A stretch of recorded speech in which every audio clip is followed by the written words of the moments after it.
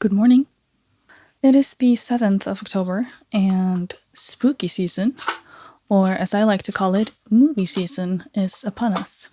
And so today I would like to introduce to you what might be my all-time favorite movie. Sorry, I'm opening a coffee. Anyways, where was I? Oh yes. Which way is it? Here. It's like a sweet potato bread. We're gonna try one. So this one is going to be slightly on the longer side. This video, I mean. But since it is my video, and I love this film, and I like talking about it, I'm still gonna do it. And so, if video essays ain't really your thing, this is your chance to get out of here. However, to my fellow nostalgic, old-timey Japanese film enthusiasts...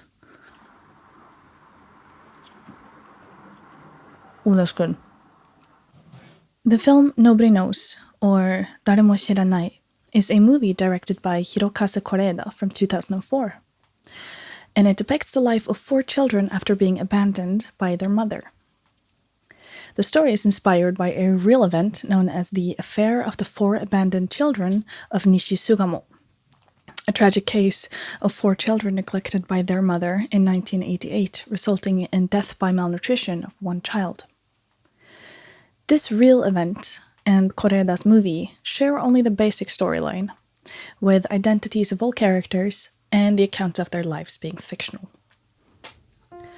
It all begins with the mother, Keiko, and her oldest son, Akira, greeting their landlord upon moving into a new apartment.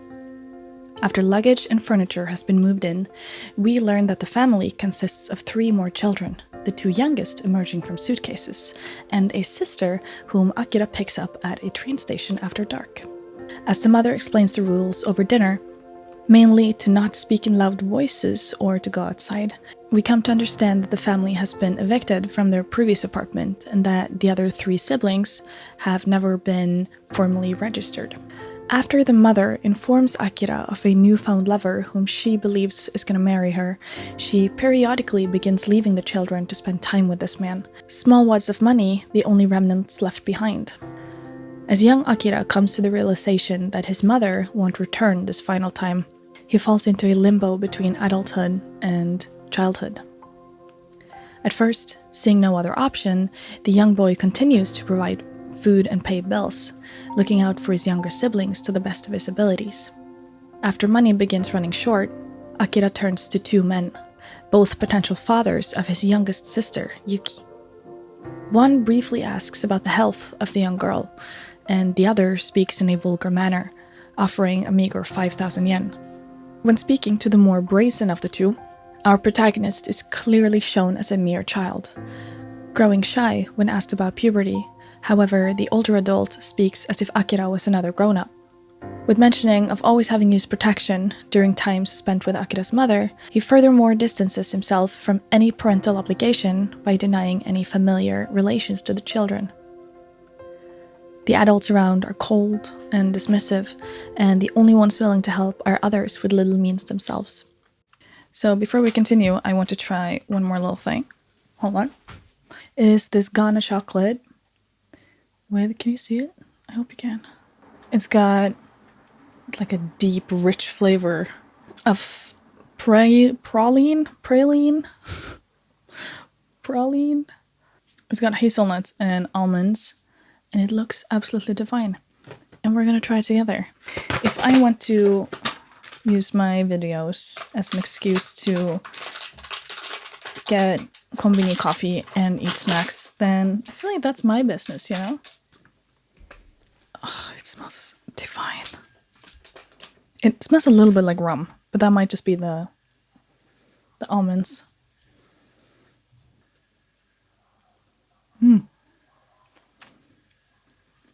Oh, it's smooth.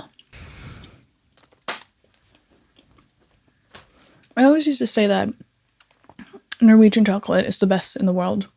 There's something about Freia that hits different. This might be up there. Let's do it. Despite having the majority of people treat him like an adult, other children still see Akira as a young boy. and his dreams of a normal childhood begins to play a stronger role in the slow deterioration of the remaining structure at home. After 2 new friends, Akira slowly begins to neglect his siblings in favor of securing his newfound friendships. As symbols of carefree youth, the 2 other boys are seen as a direct link to a normal boyhood, and burdened by unwanted responsibilities, Akira fights to continuously be a part of their world. His frustration is slowly turning into hatred and dismissal of his siblings, which in turn links into his mother. When confronted earlier in the film by Akira, who angrily calls her selfish and egotistical, she answers with, "Am I not allowed to be happy?" Both of these characters have been given burdens they were not ready to carry alone, and thus begin distancing themselves from the family in the hopes of finally being able to live how they themselves please. The difference being a very strong theme in the film, whereas the mother is able to simply walk away, Akira is not. Nobody knows how... I'm reading my own words, this shouldn't be that difficult. Nobody Knows also holds a rich set of symbolism, used to further emphasize the way Akira is placed between the roles of adult and child, and to express the nature of children faced with such a situation. One such symbol is the frequent use of baseball. In Japan, baseball is seen as a typical sport not only played as a member of a social group, aka the team, but also as a pastime bonding experience between parent and child. This is first hinted at when the film depicts a scene of a father and son playing in a parking lot near Akira's house, foreshadowing the symbolic meaning of the sport. We later learn that Akira wishes for a baseball glove, highlighting his desire to have a father. Furthermore, in another scene, Akira is shown playing alone in a park with a ball he found left behind, strongly contrasting both his financial... Please, I should just write in Norwegian. Strongly contrasting both his financial inability to get the correct equipment. I almost got it. It was so close. It was so close, but it's a little off. It's financial inability. Let's go, let's do it. Strongly contrasting both his financial...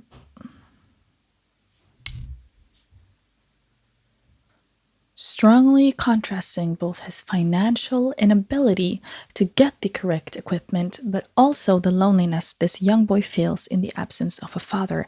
Nailed it. It feels good. Sorry. It is, however, when Akira is asked to play in a school baseball game by the coach, where this symbol really takes effect. Without previous instructions, the coach puts his arms around Akira and shows him how to correctly use the bat. Kore-Eda beautifully captures the sincerity of the scene with a close-up of the boy's face, where a small smile can be seen. The simple act of changing into a spare uniform is suddenly a Why did I say that so weird? Spare uniform? The simple act of changing into a spare uniform is suddenly a manifestation of Akira partaking in the world he's longing for. Similar to how the 2 boys he befriended for a brief time allowed Akira to forget the heavy responsibilities hanging over him, the short lesson with the baseball coach allowed him to feel like the child he in fact is, if only for a little while. As time progresses in the film, the once tidy apartment becomes littered with clothes, dishes, and empty noodle cups. After failing to pay electricity bills, the children now wash their clothes and bodies in the fountain of a nearby park, and the fridge is shown to be nearly empty. Just as the state of their home has fallen apart, so too has Akira's ability to provide necessities for his siblings. Their hair has grown long, and their clothes are stained and tattered. It is here Kore-Eda provides further emphasis to show not only the contrast between present and the past, but also to further point to the simple fact that these children are still just that, children. I am of course talking about the overdue electricity bill, which has been used by the youngest sister as drawing paper. This is one of my favorite shots in the movie, with how clever and tragically naive it is. With childlike drawings in bright colors, the image provides an almost unsettling reminder of how these children are given the task of upholding adult responsibilities. The balcony also shows the change over time, as the washing machine has now been replaced by an abundance of plants grown from reused ramen cups. We are once more reminded of the fact that the two youngest are still somewhat living in ignorance. Not only does the youngest boy fail to think of their personal need for water in favor of the pure wish to have plants grow, but the image further expresses the children's attempts to stay positive. In the midst of their lack of food, scorching temperatures, and abandonment of the only parent they knew, the wish to watch a seed flourish into a seedling is truly a tragic yet perfect metaphor for the innocent spirit they all possess. The last emphasis on Akira's dual position touched upon here is shown through Saki, a character who comes into their lives later on, becoming something of a surrogate mother. Saki herself is still a student and is thus somewhat of a child herself, yet in contrast with Akira, she becomes the closest thing to an adult. Saki is a very interesting character, in the way she seems to embody everything Akira has not yet managed to become. Where our protagonist cannot get a job due to his young age, Saki simply walks up to a stranger, asks him if he'd like to go sing karaoke together, comes back shortly after, and offers Akira some hard cash. Their relationship is an important one, with how Saki becomes a guide into adult life, yet in return is given unrestrained and pure joy from spending time with his family. Children see the world in such a different way, finding an interest in the smallest, most mundane thing, and it's something many forget as they grow older. Saki, tired of the cold and dreary adult world she lives in, suddenly sees color all around. However, there's nothing she can do to prevent tragedy from finally showing up at her door. Another topic of importance within Nobody Knows is the way silence is explored. One could say that, in one way, silence is shown to cause a split between this family and the world around them. Remember the rule about staying quiet and not stepping outside? As the three youngest siblings are concealed from society, so too are their voices. Silence means staying undetected, and as the title entails, the mother attempts to make sure that nobody knows of the younger children's existence. The last topic of this essay will be on the different ways Nobody Knows could be seen as social commentary. The social expectancy of marrying and having children is still strong today, despite being challenged by younger generations. More and more people are choosing alternate ways of living, often not wishing to tie the knot or start families. Today, these ideas might be supported, yet Akira's mother lived in a society still heavily affected by such stereotypical views. Had she been living in the society we know of today, her choices and decisions may have been very different. The way Japanese society views less conversational families is another of Kore-Eda's social comments. Now, this is not a personal opinion. It is merely a summary of what the film aims to tell us. When Akira and his mother first introduce themselves to the new landlord, they are informed of the opinion that children of Akira's age tend to be noisy and unruly. In the film, society is portrayed as essentially viewing children as bothersome and loud, a fact emphasized by the mother's reinforcement of silent obedience. Society's view on single mothers, especially children out of wedlock, is also portrayed in a very negative light. The children having different fathers is in itself apparently looked down upon to the extent that the mother decides to not register her other 3 children after being born. This notion is strengthened with the repeated confirmation of the simple fact that their mother refuses to tell her new lover about the kids. Fear of being abandoned by yet another man who refuses parental responsibility, she sees abandoning her children as the only way of obtaining her wish of marriage, and thus a life free of her previous responsibilities. In a society so impossible to succeed in, with not only 4 children, but all from different fathers, a mother, despite still caring for her children in her own way, sees no other option than leaving them for good. It is, however, important to note the fictional aspects of the film, and some might argue that the actions of the mother does not stand alone as social reflection, and rather leans more towards being a tragic yet individual case. Despite this, One could also argue that the underlying ideology of the mother to some degree could be widely applied, and that the social commentary on more widespread social problems in the film could be largely applicable. The egocentric undertones are not unknown to Japanese forms of artistic expression and is a topic up for discussion and research to this day. The selfishness of the grown-ups surrounding the children, whether driven by a wish to stay away from potential responsibilities or simply out of the inability to help, shows a society turning a blind eye to the situation, refusing to help a neighbor due to not wanting to be associated with such a family. In one instance, the landlord walks in on Saki and the two younger girls, the apartment a mess and no parent in sight. Despite the situation definitely being strange, she accepts the girls as cousins and is shown walking back down the corridor in a rather awkward-looking fashion. Such a reaction does not stem from ignorance or blind belief in the children, but from the simple wish to not be involved. Other grown-ups also become aware of the situation, yet for various reasons decides to do minimal effort in fear of the children suddenly growing dependent on any of them. As Adam Campbell so perfectly puts it, nobody knows because simply nobody wants to know.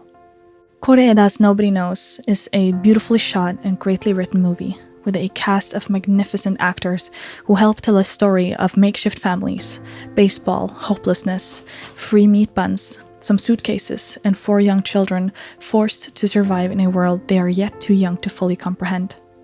The movie paints a picture of unwanted responsibilities, a desire for normalcy, and premature adulthood, and allows the audience to follow these kids as they grow and fight and struggle, yet still manage to find some time for laughter and hope. The colors and contrasting shots, and Kore-Eda's ability to tell a story through other means than words makes for a very special experience. This is a movie about Japanese society, its flaws and its strengths, but it's also about society as a whole. It is about dealing with impossible situations and about finding a silver lining. Nobody Knows is a masterpiece, and it still impacts my life to this day. So next time you're under the covers or on the couch looking for something new to watch, how about giving it a try? So, final thoughts. I think I might have watched this movie. I've watched it a lot of times. I've watched it many a times. Not as many times as Spirit Stallion of the Cimarron, but that's because I started earlier. I had more time. But all in all, I mean, it's a great movie. What can I say? You could watch it just for the colors and the shots, to be honest. Some of the shots, the still shots, sometimes in the movie you'll see a still shot of an object or a park or a shot of the apartment, like the balcony. And then later on in the movie, you get the exact same shot, but so much has changed. And I think, if I remember, I haven't checked this, so don't get me on this, but I think that is something that Kore-Eda was inspired by Kurosawa to do. I think Kurosawa is pretty known for it. So if you're interested in camera work and colors and composition and all of that good stuff, it's a great movie. It's not the most intricate. I've seen movies with more insane camera work, but it suits the movie and it doesn't take away from the story and the actors. The actors are also phenomenal. The actor who played Akira, let's see, what's his name again? I think he won, he was 12 or 13, and he won the Cannes Best Male Actor. So it's a Japanese actor called Yuya Yagira. It was first shown on the Cannes Film Festival in 2004. On 12th of May! That's my birthday! Really? That's a little cute. That was a little unexpected. Oh, here it is. So, Yuya Yagira won the award for Best Actor at the 2004 Cannes Film Festival. I'm eating chestnuts. I told myself, I'm going to start filming early today so that it's not going to get super dark in here. And look at me now. Well, I'm going to call it a night. Anyways, as always, thanks for watching. and have a good night or a good day or whatever time of day it is where you are. And I will see you in the next video. Bye!